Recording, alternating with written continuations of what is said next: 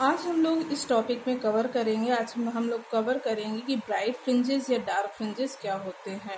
ठीक है, तो इसके लिए हमें सबसे पहले इस डायग्राम पर हल्के से नज़र डालनी पड़ेगी। हमने यहाँ पे 2 वर्चुअल सोर्सेज S1 S2 जिनके बीच की डिस्टेंस 2D और हमने स्क्रीन प्लेस की है कैपिटल D डिस्टेंस पर। S1 सोर्स से हमारी रे पॉइंट P पर पहुंच रही है और डिस्टेंस कवर कर रही है S1P। S2 सोर्स से हमारी जो रे एमिट हो रही है रे 2, ये डिस्टेंस कवर कर रही है S2P। अब हम P पर कैलकुलेट करना चाहते हैं कि आफ्टर सुपरपोजिशन हमें यहाँ पर इस पॉइंट पर किस टाइप का इंटरफेरेंस मिलेगा। ये हमारा कंस्ट्रक्टिव इंटरफेरेंस होगा या डिस्ट्रक्टिव इंटरफेरेंस होगा। हम लोगों ने इंटरफेरेंस के 2 कैटेगरी में डिवाइड किया, कंस्ट्रक्टिव इंटरफेरेंस या फिर डिस्ट्रक्टिव इंटरफेरेंस। किस कंडीशन में हमें कंस्ट्रक्टिव मिलेगा, किस कंडीशन में हमें डिस्ट्रक्टिव मिलेगा, इसके लिए हम इसको बताने से पहले हम कुछ चीज़ें और आपको बताएंगे। अगर हम आपसे पूछ रहे हैं कंडीशन फॉर कंस्ट्रक्टिव इंटरफेरेंस, या फिर हम आपसे पूछ सकते हैं कंडीशन फॉर मैक्सिमा, या फिर हम आपसे पूछ सकते हैं कि ब्राइट फ्रिंजेस अचीव करने की क्या कंडीशन होगी। इट मीन्स समवेयर अगर हमारा कंस्ट्रक्टिव इंटरफेरेंस हो रहा है, इट मीन्स हमारे उस पॉइंट P पर हमें कंडीशन ऑफ मैक्सिमा मिल रहा है। इट मीन्स उस पॉइंट P पर हमें ब्राइट फ्रिंज मिलेगी। इट मीन्स अगर कहीं पर किसी पॉइंट पर हमारी मैक्सिमा की कंडीशन अचीव होती है तो उस टाइप के इंटरफेरेंस को हम कंस्ट्रक्टिव इंटरफेरेंस कहते हैं और वहां पे हमें ब्राइट फ्रिंज मिलती है। सिमिलरली अगर हम बात करें कि किसी पॉइंट पर हमें डिस्ट्रक्टिव इंटरफेरेंस चाहिए या मिल रहा है, तो इट मीन्स उस पॉइंट पर हमें मिनिमा की कंडीशन अचीव हो रही होगी।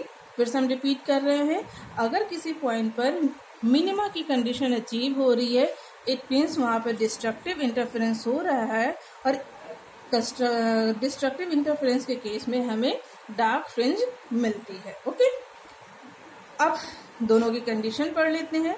To achieve bright fringe or maxima or constructive interference. Okay, to achieve bright fringe or maxima or constructive interference at point P, the path difference must be an even multiple of lambda by 2 where lambda is wavelength. हमारे source S1 S2 से हमारी lambda wavelength की जो wave emit हो रही है point P पर पहुंच रही है। इन दोनों के बीच का जो पाथ डिफरेंस है, path difference should B an even multiple of lambda by 2. It means path difference is equal to 2n into lambda by 2. तो it means हमारी जो कंडीशन है to achieve bright fringe is delta is equal to 2n in into lambda by 2. Similarly, what is the condition for destructive interference? To achieve dark fringe or minima or destructive interference at point P. Similarly, हमारे S1 और S2 source से lambda wavelength की जो रे P point पर पहुंच रही है। अब यहाँ पर हमारे इस पॉइंट पर हमें डिस्ट्रक्टिव इंटरफेरेंस यानी कि डार्क फ्रिंज मिले, इसके लिए क्या कंडीशन होनी चाहिए। टू अचीव डार्क फ्रिंज और मिनिमा और destructive interference at point P, the path difference must be odd multiple of lambda by 2। तो हमारी दोनों रे जो डिस्टेंस ट्रेवल कर रही हैं, इन दोनों का जो पाथ डिफरेंस है, अगर हम बातचीत करें तो ये डिस्टेंस हमारी पाथ डिफरेंस हो जाएगी। तो इन दोनों रेज का जो पाथ डिफरेंस है, it should be odd multiple of lambda by 2।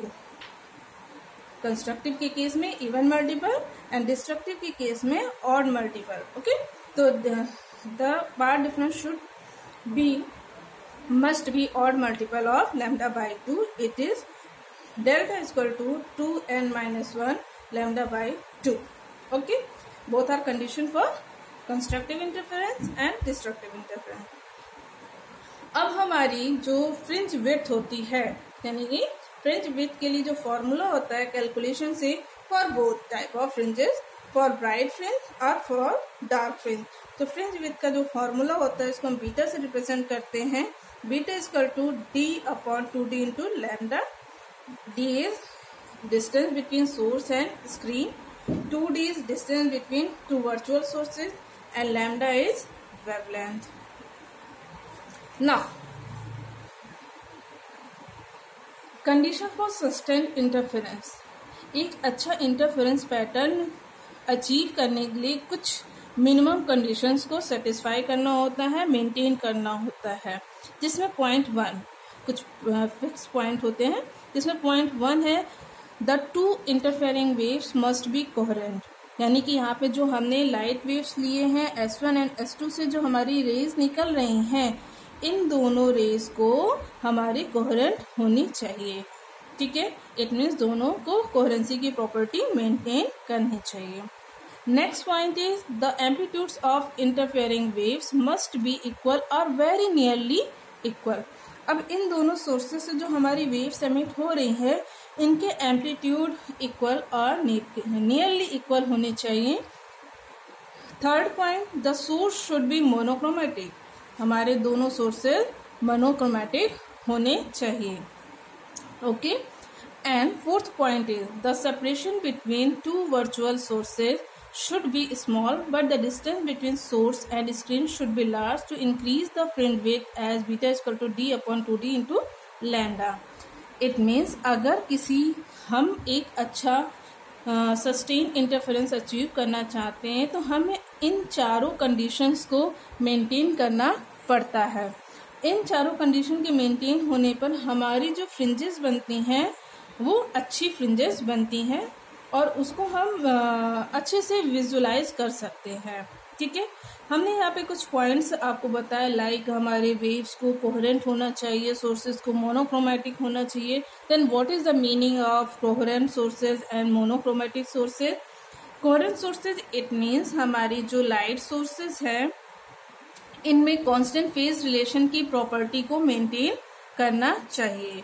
ठीक है, and monochromatic sources means monochromatic sources यानी कि हमारे पास जो टू लाइट सोर्सेज हैं S1 एंड S2, इनसे जो लाइट वेव्स एमिट हो रही हैं लैम्डा, अगर S1 सोर्स से लैम्डा वेवलेंथ की लाइट वेव एमिट हो रही है तो S2 सोर्स से भी हमें लैम्डा वेवलेंथ की ही लाइट एमिट होनी चाहिए। अगर हमारी वेवलेंथ सेम होती है, ठीक है, अगर हमारी मोनोक्रोमेटिक मीन्स हमारी किसी सोर्स से सिंगल वेवलेंथ की लाइट एमिट होनी चाहिए किसी भी सोर्स से। जैसे हमारे पास सोडियम लैम्प का एक एग्जांपल होता है, सोडियम लाइट से हमेशा सिंगल वेवलेंथ जिसकी 5896 एंगस्ट्रॉम वैल्यू होती है, एक सिंगल वैल्यू की वेवलेंथ ही एमिट होती है।